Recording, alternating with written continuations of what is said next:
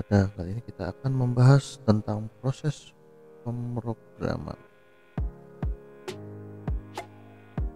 Pada proses pemrograman terdapat siklusnya, yaitu yang pertama kita mulai, kemudian menganalisis permasalahan, kemudian mendesain solusi. Selanjutnya kita mengimplementasikan ke dalam kode program, kemudian kita menguji program tersebut.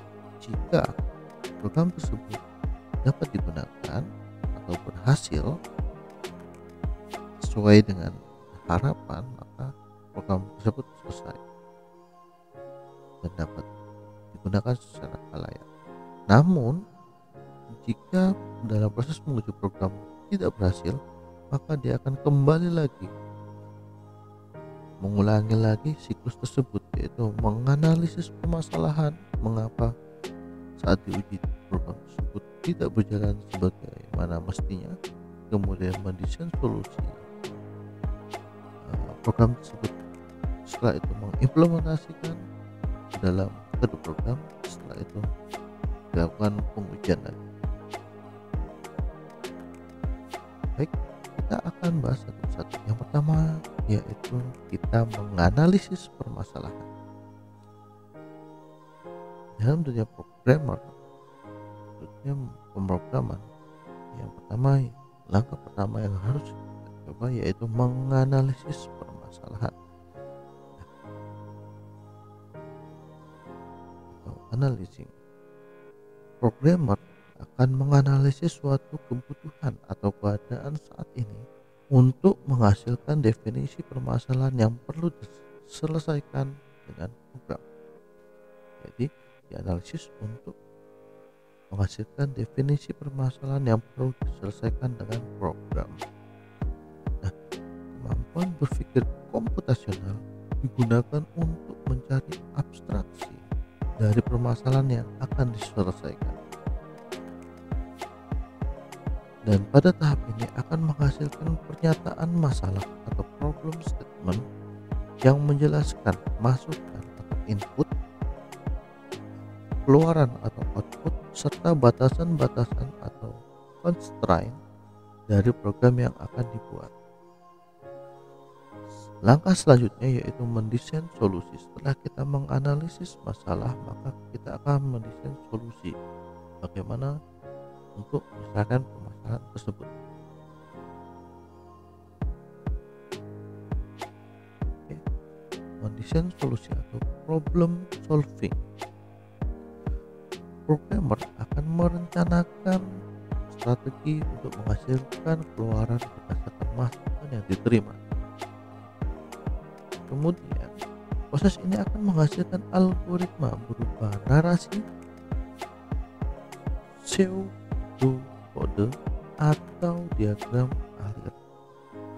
Nah, dan programmer juga akan mengevaluasi algoritma yang dibuat untuk memenuhi batasan dari permasalahan.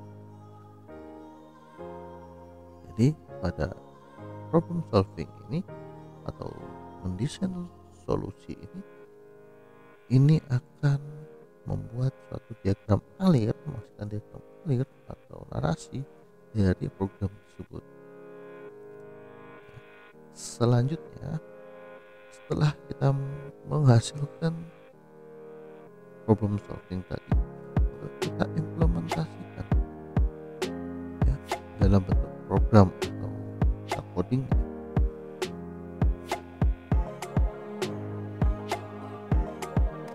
Nah, pada tahap ini programmer akan menulis kode program untuk menjalankan solusi yang telah direncanakan sebelumnya dengan menggunakan suatu bahasa pemrograman.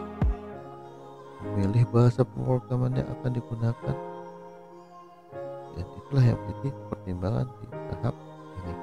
Selain itu, mengubah algoritma menjadi kode program juga melibatkan banyak pertimbangan dari sisi teknis. Setelah mengimplementasikan permasalahan dalam bentuk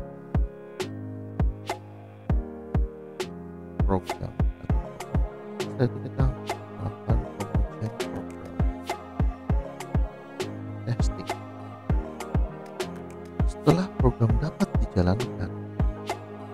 program tersebut harus diuji untuk memastikan program berjalan dengan benar sesuai dengan batasan-batasan yang diberikan.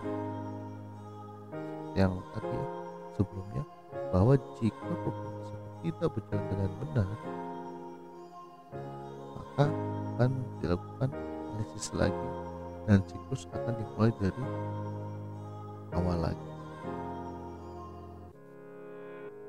Jika program berjalan dengan benar, maka program tersebut bisa digunakan atau proses pemrograman sudah selesai. Nah, ini ada beberapa contoh, yaitu contoh pembuatan suatu program prediksi keadaan hutan Indonesia. Yang pertama adalah analisis, kemudian dilakukan desain, kemudian diimplementasikan dalam program, kemudian dilakukan pengujian. Maka muncullah versi 1, yaitu program mampu membaca dan mengolah data tabulasi. Jadi baru mengolah data tabulasi. Setelah itu versi 1 kurang memuaskan, jadi dilakukan analisis, butuh yang lebih lengkap lagi.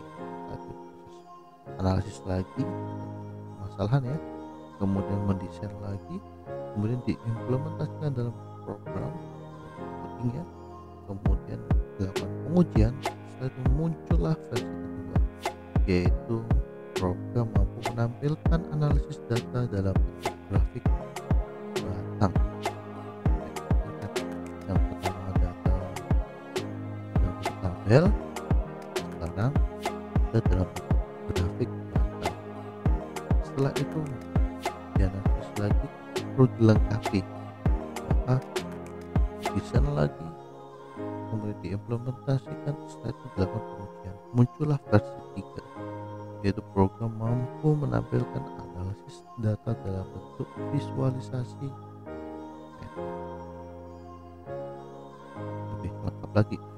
Nah, kemudian sepertinya kurang lengkap lagi, maka dilakukan analisis lagi, kemudian didesain kembali, kemudian dilakukan implementasi dalam program, kemudian dilakukan pengujian program tersebut. Maka muncullah versi keempat, yaitu program mampu melakukan prediksi keadaan hutan Indonesia di atas peta. Ini adalah salah satu contoh proses pembuatan program.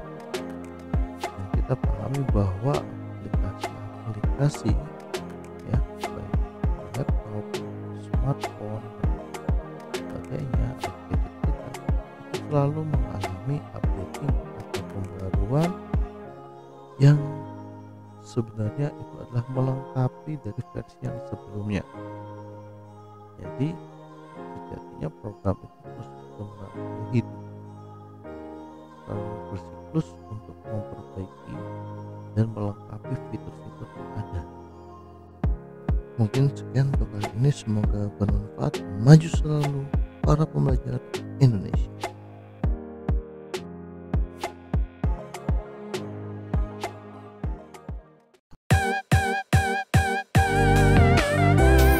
Dukung selalu channel kami dengan klik like, subscribe, komen, dan share agar channel kami terus berkembang. Maju selalu para pembelajar Indonesia.